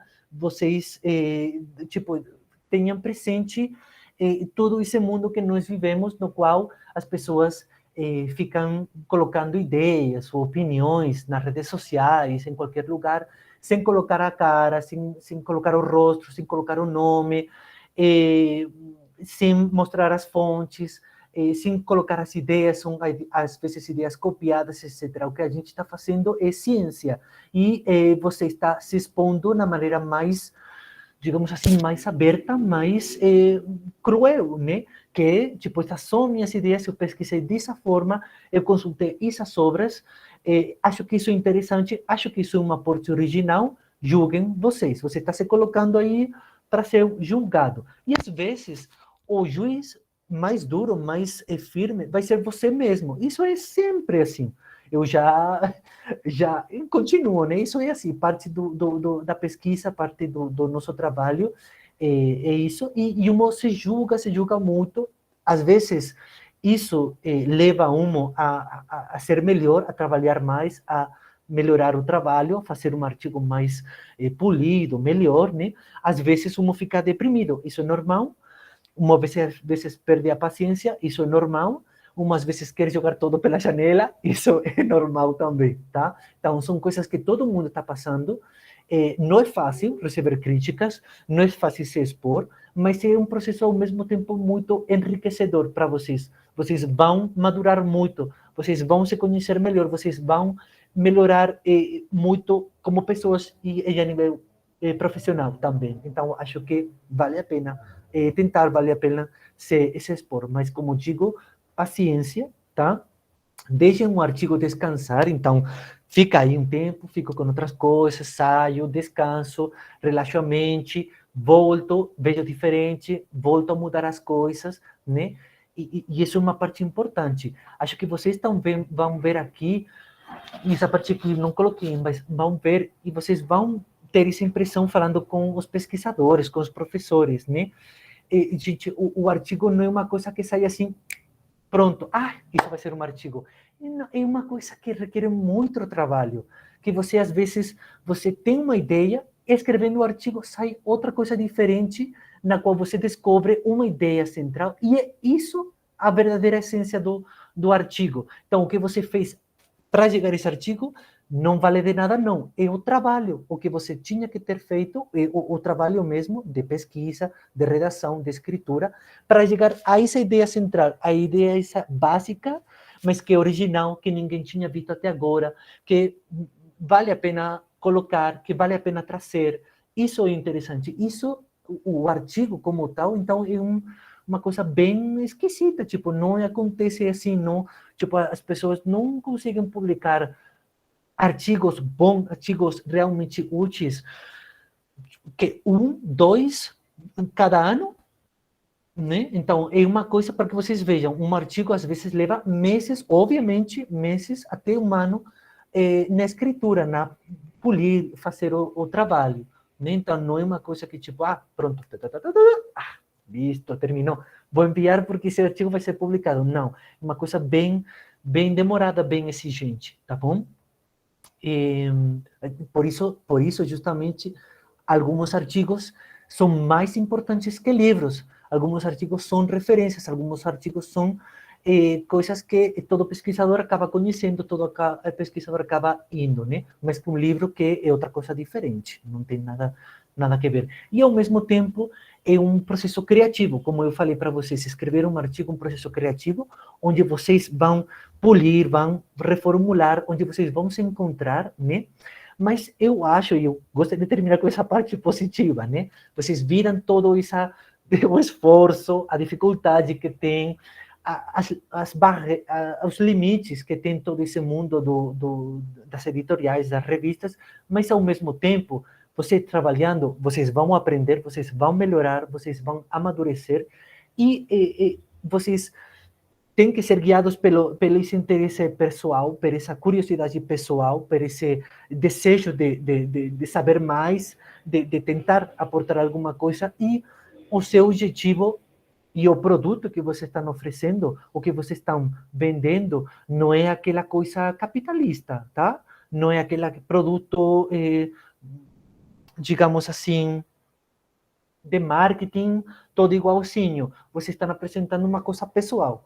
Vocês estão apresentando uma coisa que é útil, com todas as palavras, com todas as letras em maiúscula, que é válida, que faz sentido para vocês e para todo mundo, e que é uma contribuição que permite entender o passado, mas que, sobretudo, tem que ver com o presente, com vocês, com a situação atual, com a sociedade atual, com todos nós no mundo. Tá bom? Então, esse é o aporte do nosso artigo, o porquê vale a pena escrever um artigo, porquê vale a pena passar por tudo isso, porque realmente a gente consegue fazer um diferencial, a gente consegue contribuir, e isso é super importante, e, ao mesmo tempo, é uma satisfação também pessoal, tá bom? Então, acho que isso já não tem mais, né? Já não tem mais. Tá. Então, enfim, acho que agora, depois dessas partes, que acho que demoramos um pouquinho demais, mas enfim, acho que são informações que eram úteis para vocês, ou assim queríamos que fossem, que vocês pudessem aproveitar, né? Acho que agora podemos abrir para um debate, né? Onde vocês, enfim, podem comentar, podem desabafar até, né? Às vezes, mas fazer perguntas sobre todo, fazer comentários, fazer questões de como a gente pode lidar com esses temas e, na medida do possível, Marina, Vitória e eu tentaremos responder às questões, tentar dar dicas e conselhos para que vocês possam escrever um artigo e não acabem desistindo no processo.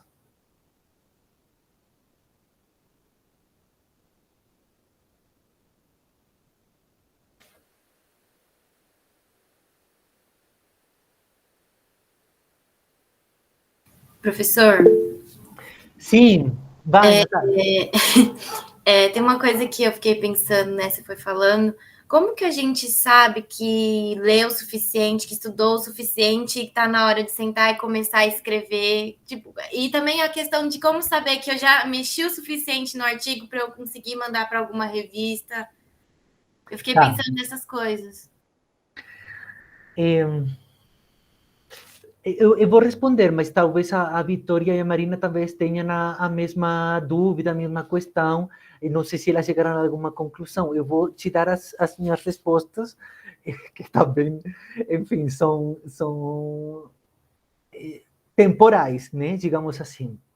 Então, quando é que eu sei e quando vocês sabem que estão prontos para enviar um artigo, quando alguma coisa está pronta e feita, né?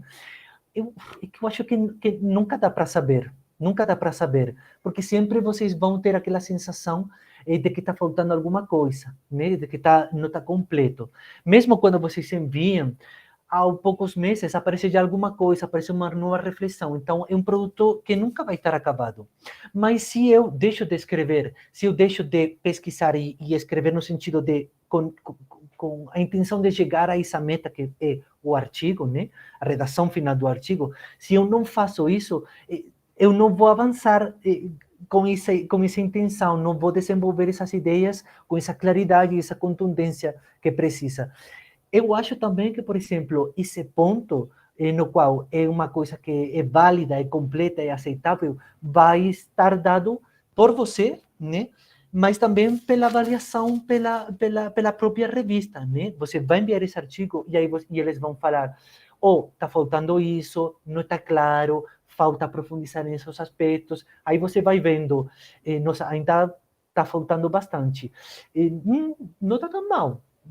Talvez na próxima dá certo, né? Então, é uma coisa no qual você vai ver com o tempo. Então, é um produto inacabado, que não vai estar terminado como tal a gente gostaria, que você tem que dar o seu próprio limite, colocar ele no final, fazer ele, mas que ao mesmo tempo outras pessoas vão falar, deu certo, está completo, está aceitável, pode ser publicado, tá?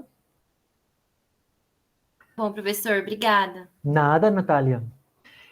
O Douglas está com a mão levantada e tem uma pergunta no chat. Acho que a gente pode escutar ele e eu leio depois, pode ser?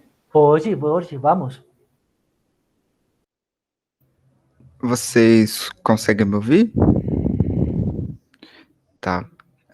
Primeiramente, boa noite, né, a todos e todas. Agradecer, né, foi realmente muito boa as dicas, tudo que vocês falaram realmente me ajudou bastante com uma série de dúvidas.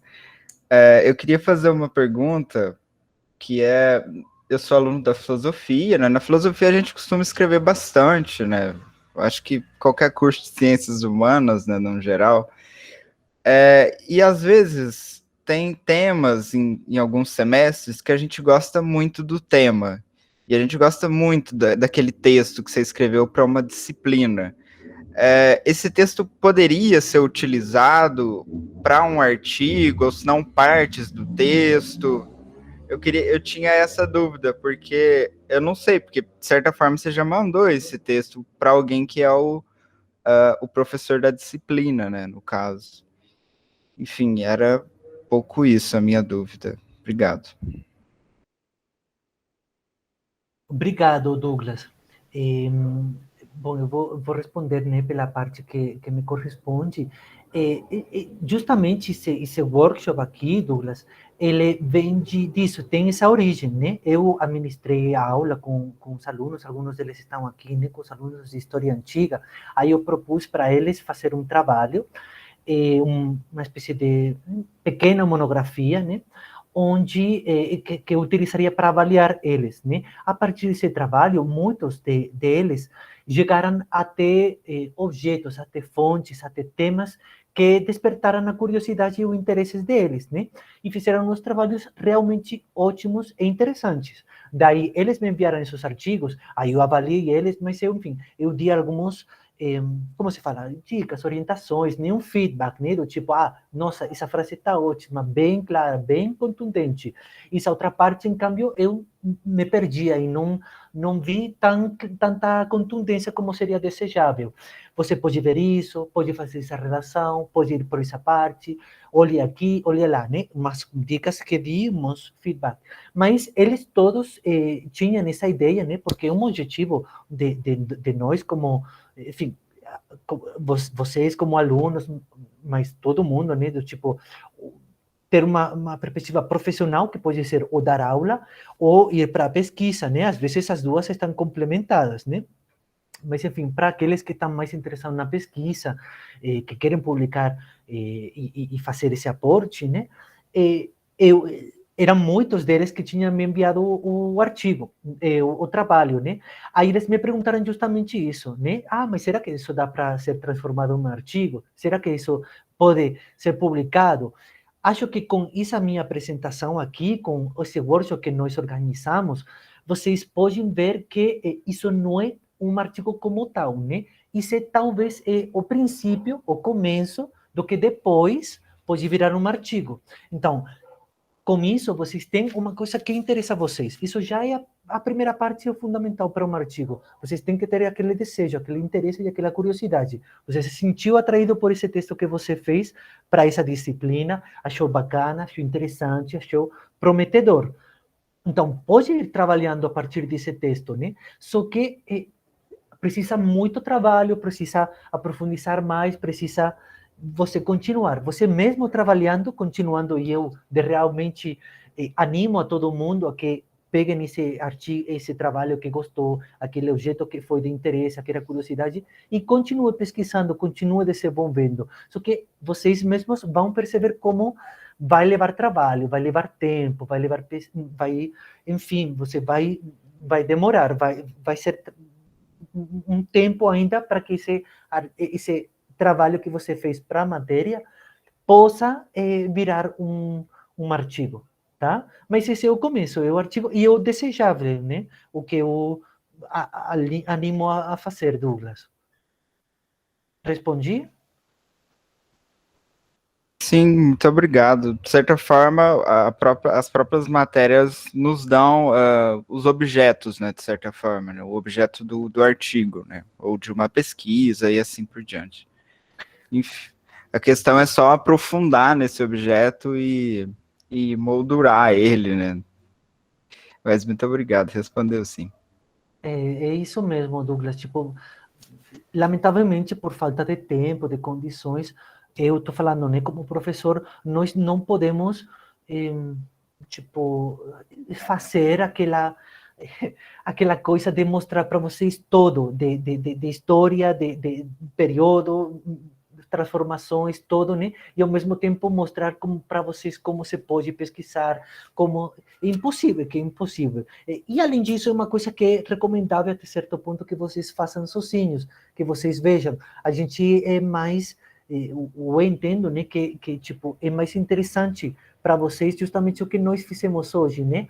Colocar vocês na direção certa, olhando para o que pode ser de interesse, dar para vocês aquelas ferramentas, aquelas dicas, aqueles conselhos, para vocês desenvolverem o trabalho, né? A pesquisa. Aí a gente vai estar sempre aqui para qualquer coisa que vocês precisarem. Tipo, nossa, professor, como eu posso fazer isso? Estou totalmente perdido, aonde que eu posso ir? Daí a gente vai chegar e vai falar, vá por aqui, talvez isso, pense outro. Porque senão, de outra forma, seria impossível e até não seria tão recomendável, tá? Mas vai nessa, Douglas. A dúvida do Rafael é parecida com a do Douglas, pelo que eu vi aqui. A dúvida dele é: transformar partes de uma monografia em um artigo é uma boa ideia para quem está começando? Que eu acho que já esse verbo transformar já é enfim, não gostei tanto desse transformar. Por quê? Porque de alguma maneira é tipo como reciclar e aproveitar para algo. Você pode aproveitar no sentido de pegar esse texto, colocar no artigo, né? Você vai trabalhando, mas eu tenho quase certeza que esse texto que você colocou, no final, vai ser totalmente diferente. Não vai ter nada a ver com esse artigo. Por isso que transformar é algo que, enfim, que é difícil fazer. Se eu posso dar uma experiência pessoal, eu até posso falar de outra transformação que às vezes é até pior, que é transformar a tesis em um livro. Gente, não tem coisa difícil, é isso. É uma coisa... porque, enfim, você faz a monografia, você faz a tese, que pode ser uma monografia em grande, né? Onde você tem que trazer tudo, tem que falar de tudo, e você vai colocando informação. Um artigo é todo o contrário a isso. Você não traz informação, você traz informação, né? Mas você tem que ir ao foco. É o foco que está como uma pirâmide, tipo assim, não sei. Essa ideia central está lá e é o mais visível, o mais importante, e a partir daí você mostra, deixa entrever as coisas que estão embaixo. Mas com a tese e a monografia é totalmente diferente. Você desenvolve um tema, por isso que não vai ser tão satisfatório transformar como tal e que isso vire um artigo. Eu recomendo você pegar esses textos que são seus, trabalhar a partir deles, mas o resultado vai ser totalmente diferente, né? Então, como ferramenta de trabalho, pode ser uma boa, mas como objetivo final a partir de, sabe, tipo, copia e pega, aí essas coisas ficaram pegadas de uma... pronto, acho que não vai rolar, não.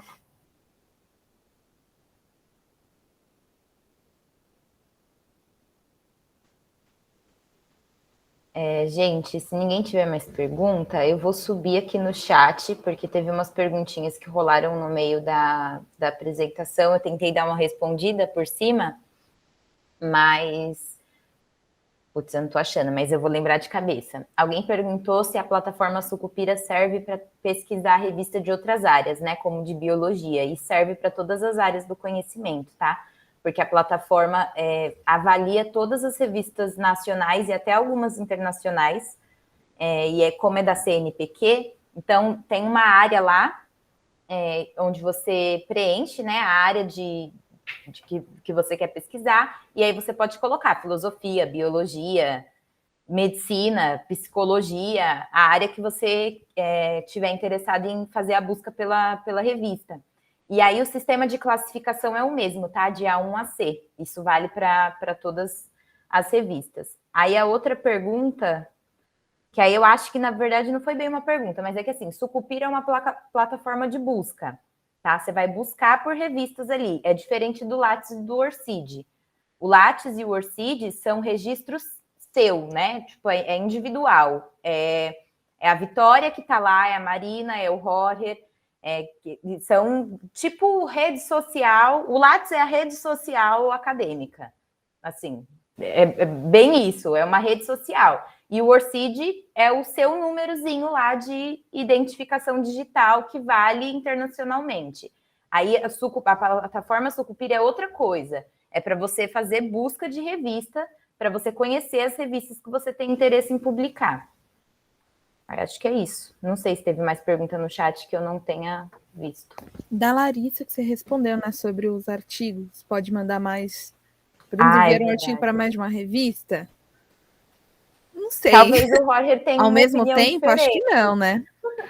Não pode, não pode. Realmente, inclusive, cada vez mais, né, as revistas fazem você, tipo, fazer aquele termo de acordo, né, no qual você fala, eu não submeti esse artigo para nenhuma outra revista. Então, você... Eu acho que a pergunta é diferente. Por exemplo, você escreveu um artigo sobre arquitetura antiga, e aí você vai mandar um outro artigo seu também, sobre, sei lá, a Península Arábica.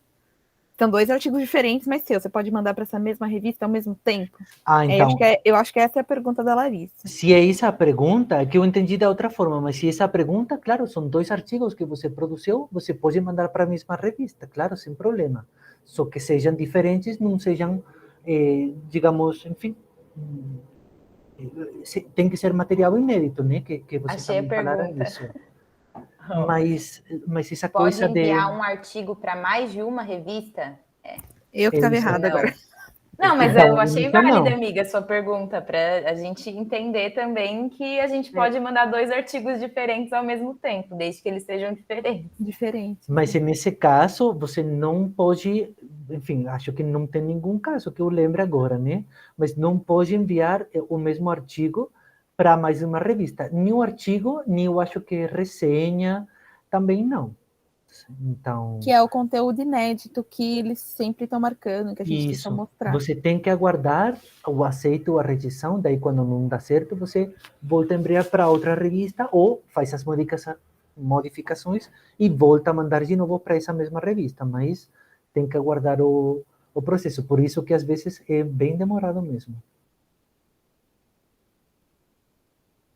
E fora a confusão toda que dá, assim, da revista, você também pode ser acusado de autoplágio, né? Uhum, se você envia para 2 revistas, as 2 aceitam. Você vai ter um problema com essas revistas, porque elas, né, provavelmente vão pedir para você assinar algum termo, e aí você vai ter problema com essas revistas, e se ainda for publicado nessas 2 revistas, ainda você pode, no Brasil, ser penalizado por autoplágio. Você se autoplagiou real, assim. E aí é um problemão, tem que esperar a resposta de uma por vez. E outra coisa que tem também, que eu acabei vendo, se você, que nem perguntaram, se transformar monografia, às vezes você tem que identificar de onde você tirou isso. Se você tirou da sua monografia, você identifica. Você pode, mas você tem que avisar para eles que, olha, é inédito, porque é um outro texto, mas ele vem da minha outra pesquisa que já foi publicado. Então é importante sempre procurar, ler tudo que você puder na revista. Fala assim, essa que eu quero, eu gostei dela, ela é simpática, eu vou publicar nessa. Você lê tudo sobre ela. Eu estava tentando procurar uma revista.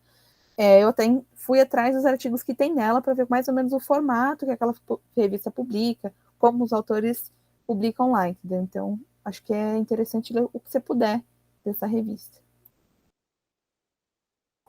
Eu não entendi a pergunta do Arthur, porque é um pouco mais voltando aqui na questão de um artigo para 2 revistas, 2 artigos para uma mesma revista, só que eu não entendi muito bem, Arthur, qual é a sua pergunta. Não sei se vocês... Você mandar o artigo de arquitetura para essa revista, você pode mandar o de Península Arábica para outra? Essa é a pergunta dele.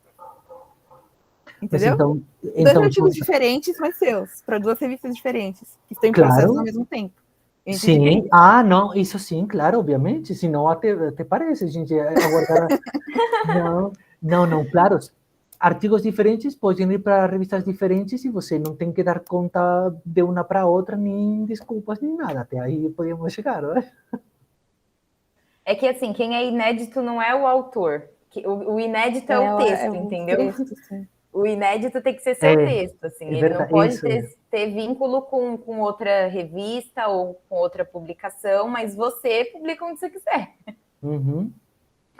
A Jaqueline fez uma pergunta que eu achei interessante, se precisa de ter um vínculo ativo com a universidade para enviar um artigo. Acho que não precisa, tipo, você... Depende, né? Depende da revista. Depende, tipo, se, não sei, graduado, às vezes aí vocês respondem.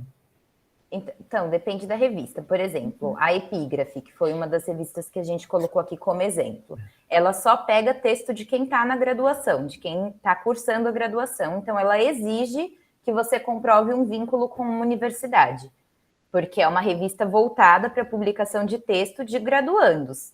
Mas todas essas informações a gente vai lá no sobre a revista, diretrizes para os autores, né? Tem a Afroásia é diferente, né? Tem o escopo da revista. Foco. Foco. É ler, gente. É ler. Tem que ler, assim, tem que conhecer a revista. Procurar contato. Manda contato. Aí você vai lá no contato e manda um e-mail.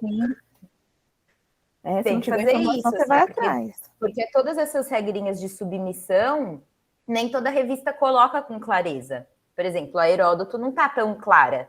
A gente sabe porque a gente sabe, mas não é uma coisa que está tão clara no site da revista, entendeu? E aí é mandar e-mail lá no contatinho. Toda revista tem um setor de contato. Manda um e-mail e tira a sua dúvida. Você pode receber uma resposta num tempo assim que talvez demore muito para você? Pode ser que aconteça, mas em algum momento alguém vai te responder. E aí, deixa eu ver. Eu acho que é isso. No caso da Epígrafe, precisa ter esse vínculo com a universidade, mas porque é uma revista voltada para quem está na graduação mesmo.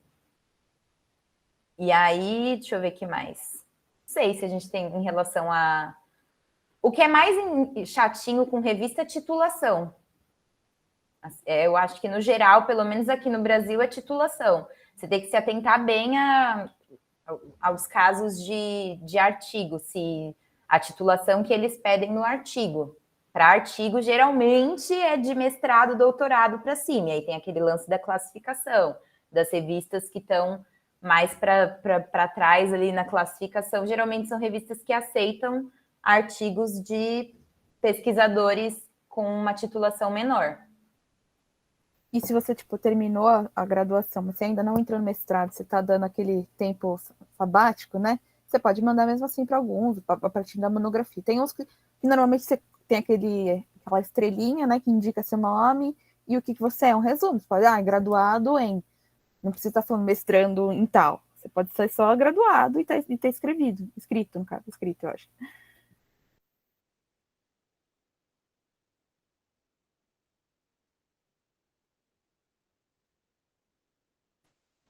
E aí, gente, tem mais alguma questão?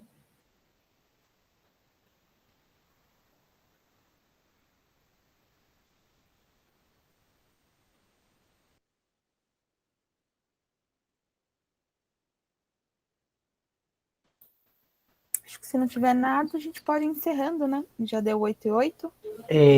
Já estamos fora do tempo, mas está tudo bem. Mas, enfim, então, eu acho, eu estava aqui com a dúvida, né, de onde que nós vamos fazer pública a gravação, né? Mas, enfim, eu queria falar para vocês que a gente vai, né, vai ver com o departamento, enfim, ver onde que a gente consegue fazer a gravação pública, né? Eu vou deixar aqui o meu e-mail, porque talvez, sei lá, tem alguma pessoa que quer me pedir a gravação, ou, enfim, alguma coisa. Então, acho bom deixar, se vocês querem deixar também, Vitória e Marina, o e-mail, pode ser também interessante. E eu acho que é isso, enfim, eu queria agradecer a Vitória, a Marina, pela paciência, por topar aqui com a ideia de fazer esse workshop, né? E eu espero que vocês tenham, enfim, ficado com vontade de fazer um artigo. com vontade de pesquisar, de trabalhar, de melhorar, né? Acho que vale a pena, de verdade, vale a pena muito, não só por vocês, sino para a sociedade, para o mundo acadêmico em geral. Já como eu falei, vocês têm temas que são muito originais, muito legais, muito interessantes, que valem a pena trabalhar, que prometem ser um artigo, né? Então, acho que vale a pena mesmo trabalhar e ir a por ele, tá? Então, é isso, pessoal. Não sei se a Vitória ou a Marina quer falar alguma coisa, mas pela minha parte é isso. Muito obrigado, tá bom? Espero que vocês tenham gostado e a gente se encontra em outros eventos, tá bom?